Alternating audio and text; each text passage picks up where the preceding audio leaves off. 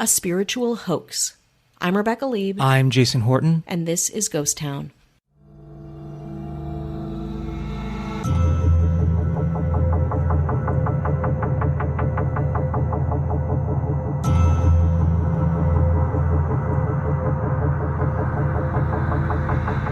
This is T. Lobsang Rampa, bringing to you some information on a subject of which so many of you have written to me. The subject, a very popular one, meditation. What do you think when you hear that word, meditation? Do you think of some poor little scantily clad man sitting in a strange attitude, contemplating his navel? Do you? The book, The Third Eye by Tuesday Lobsang Rampa was published in 1956. It was his autobiographical account of growing up in Tibet and studying Tibetan Buddhism. Very popular book. Mm-hmm. Tuesday Lobsang Rampa was not Tuesday Lobsang Rampa. Uh-oh. It was Cyril Henry Hoskins, not a Tibetan Buddhist monk, was a plumber from England. And I became a little bit obsessed because it was essentially a hoax. Mm-hmm. But despite it being a hoax and people knowing that it's a hoax, and I'm using the word hoax, we're going to maybe call it something else, mm-hmm. It really doesn't stop the book from being sold. It doesn't mm-hmm. stop it from being a book that people enjoy. Yeah. It's just such an interesting cultural thing when it comes to especially Westerners getting into Buddhism. Mm-hmm. Not a ton of avenues, especially in the mid-1950s. I mean, it's not like a ton of avenues in general, I guess. I mean, compared to maybe, Christianity or Judaism. Yeah. This book has done some good, I guess. It's this story of this guy who decided essentially that that's who he was. Yeah. He was this Tibetan monk. And people seem to be like, hey, this is how I got into Buddhism. And in 1956, what are you comparing it to? Exactly. Now, you have people that are, scholars of Tibetan Buddhism that would read it and be like, this is... something's off. Mm-hmm. And it's not accurate. And it doesn't sound like someone who is actually who they say they are. So it's a very kind of interesting thing. Who's really harmed? Nobody. Mm-hmm. But it's very interesting how Westerners are like, oh, I love Buddhism. It's so great. And where they're getting the information from is somebody some plumber. That I think it's a thing where maybe he really did think that who he really was. Mm-hmm. It's a little bit of like people talk about alternative facts. Jesus Christ. Or really how they identify in a way. It kind of goes back to that. But that really only comes out after they're busted. Yeah. A little background on Tuesday Lobsang Rampa. He claimed he was born to a wealthy Tibetan family and age 7 had joined the Shakpuri Lamasri in Lhasa. Pronunciations are horrible, and my Invisalign is in. Mm. So it's bad on many levels. Very sorry. Mm-hmm. He studied astrology, history, telepathy, hypnotism, reincarnation, and went through an actual operation to open up the third eye in the middle of his forehead. Damn. Book sold really well. But then people started to be like, say what? Mm-hmm. I heard him speak, and he's like, he sounds like a British dude. Yeah, I'm thinking like a chimney sweep. He sounds like a British dude, like from Surrey, like from outside of London. You sound like a oi, oi. I mean, I don't know if what kind of accent he had, So people wondered why he spoke English like a native-born speaker, but he claimed that he learned the language in a Japanese prisoner of war camp. That's how he learned it.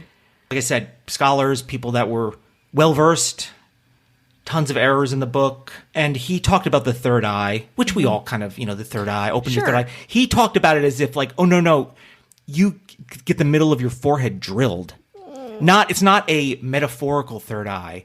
Like your chakras. I mean, this guy probably was like, no, you just dig a hole in your chest. It's like a lobotomy in your face. Sort of, to open up that third eye. And there was somebody that was on his heels.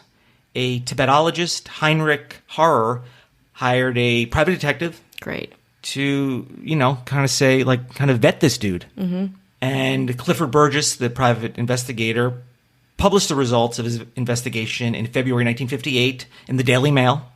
Okay. And he said Rampa had never been to Tibet and never had any operation done to his forehead. I mean, I don't know how that's not clear.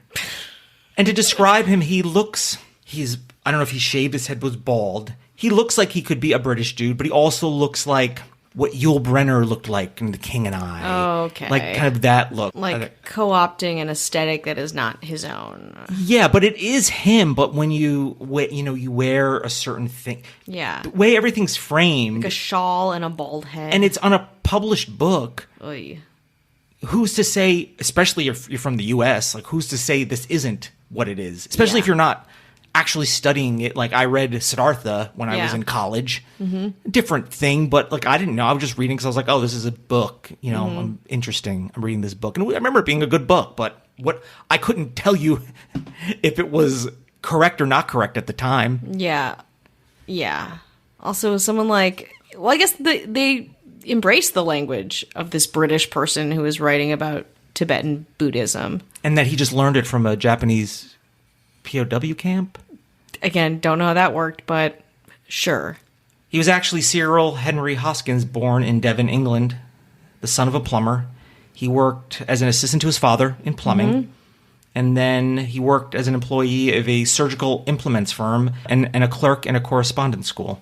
But he always been interested in the occult. Cool. So he had an interest. Yeah. That's cool. That's a cool interest. Yeah. And he studied it in his spare time, whatever he can get his hands on. Aleister Crowley or, I'm sure other occults and interesting religions and schools of thought, belief systems. Mm-hmm. And he was like, let me take it a step further. Grew a beard, shaved his head, changed his name to Dr. Kwan Suo. You can't just put a doctor on your name. That's fucked. And then he changed it again to Tuesday Lobsang Rampa. So it's like favorite day of the week, name that sounds Tibetan. Well, I think the Tuesday comes from the day of the week you're born in maybe Tibetan. I don't know. It's something like that. I'm not an expert, but I think that's where the Tuesday comes from. Okay. Plus, honestly, it sounds interesting. It sounds cool as hell. It's a cool name. I'll give that Everything to him. is well manicured and, to this person's credit, successful. Mm-hmm. Did a successful job. Sounds like I think he may have not even graduated high school from what I've seen, but you have to have a relative sense of intelligence. Even though he was kind of found to be not who he says he was, wrote 18 more books. Oh, damn. In the Rampa story, which is maybe the third book, he talked about how he fell out of a tree in his garden in Surrey, England. Okay. To photograph an owl. Okay. Sounds pretty cool. I like owls. And then he fell out and got a concussion. And then when he woke up, a Buddhist monk came up to him, and that's how that started. According to him, maybe it did, maybe it didn't. Yeah. Again, this could be something where I really was looking for this person's state of mind. Was it somebody who was like, I'm a ghostwriter? Yeah. I'm ghostwriting these books because it's 1956. Yeah. And who's to say I can't do it? No one's stopping me from doing it. Or he really believed these things. I believe, though, a lot of stuff came out after he was busted, and he was like, oh, but this is who I identify as. Yeah. I identify as, if I'm like, I thought you said you had a Ferrari. My 2012 Subaru Outback identifies as a Ferrari, exactly. And that to me is true, then it's true. Sure. But it sounds like somebody who's like, listen, I like doing this. Mm-hmm. I, have a genuine interest in it. I already successfully sold one book and they're still selling. Yeah. Why don't I write 18 more of them? Oh my God, 18. It's very imperialist of him. It's very British of him. And again, I think for me, I just want to keep reminding myself this is 1956, mid-50s. And he found out in 58. Yeah, so we're still pretty closed off culturally. And if you don't read that Daily Mail article, the newspaper, you know, if you don't actually read the actual newspaper, then how are you going to know in Southern California, in Chicago, in Montana, Florida? You're not going to know those things, but the books are going to fly off the shelf. Yeah, it's like he keeps calling me bloke and talking about copper piping, but the ideas are really real. And I look to see what people's point of view is, because people will still talk about this book as an introduction to Tibetan Buddhism. Wow. And I think either some people don't know, or they do know, but they're like... Still good. A lot of people overwhelmingly say, this is an interesting book to read. It's well written if you're not looking for, like, accuracy. But it's something that some people got a lot out of. So it wasn't like he was like, Buddhism is like being up in a tree and falling out. And that's page 1. It was the stories were really interesting and well done. And I think it's also the emotional response you get from a book. Everything, you're reading it at the right time. I talk about that book, what is it, the Art of Not Giving a Fuck book. Yeah, God. And I never curse, that's the name of the book. It's one of those books, and you know, it's great if you get something out of it. But it's one of those things where you're getting it at a time where your emotional response is ready for it, and it's being delivered in a way that's impactful. Yeah. Whether you utilize any of it, whether it's actually useful or not, doesn't matter. But at the time, all those things are happening at once, and you're ready to receive it. And I think that's a lot of what happened with this book. Even the Dalai Lama at the time was like, I don't connect or identify with this guy, and you know, I don't agree with the usage of Buddhism to sell books without and being dishonest. Yeah. But he said, did a lot for opening people up to Buddhism and Tibetan Buddhism. Yeah, that's you know? interesting. And it's an honest response to get. And I think, and if somebody read it and got a lot out of it, I think that's great. Yeah. It's like I mean, it's all press is good press. It's like I don't know who was harmed.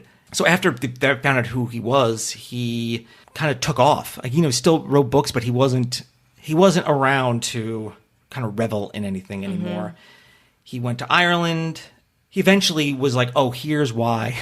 After he had some time to process it, or this is when he wanted to talk about it. I'm just being fair. Yeah. Allegedly. Sure. He said that, yes, I'm Cyril Henry Hoskins, but the soul of Rampa has transmigrated into his body. Therefore, according to him, all the information in the book is true.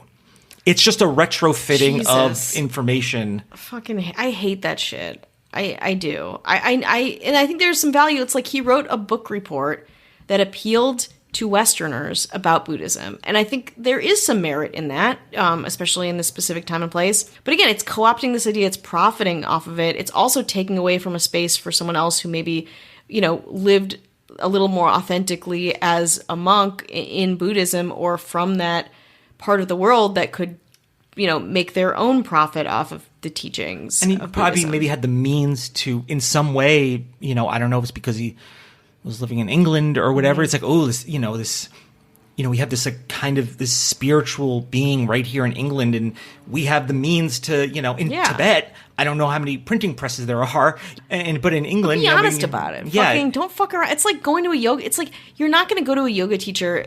I'm fine taking a yoga class from a white person. I know it is not. It's a dissonance in the cultural ideals of yoga and ideas of yoga, and then like this white Westerner who's teaching them to me. But I can see who's teaching them to me. Like, I know there's transparency and like honesty in this person who's in front of me and what they're teaching to me, versus this book where it's like there's not at all. But when there is, I'm gonna like, you know, fucking construe it into something that still works for me. And what works for me is a little break.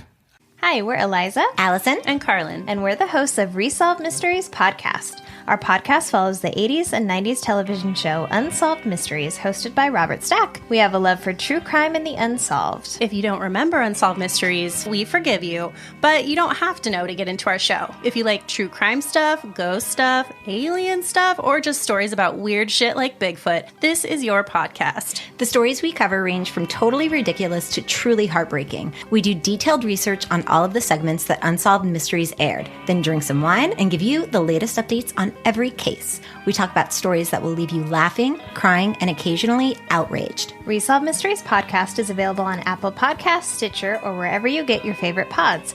Join us, and perhaps you may be able to help solve a mystery.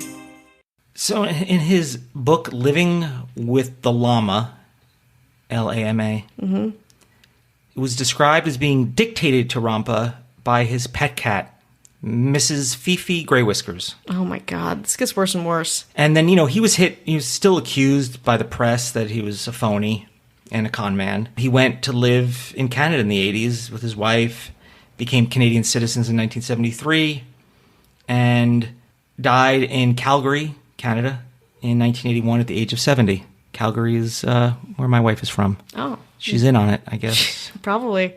Is she the llama?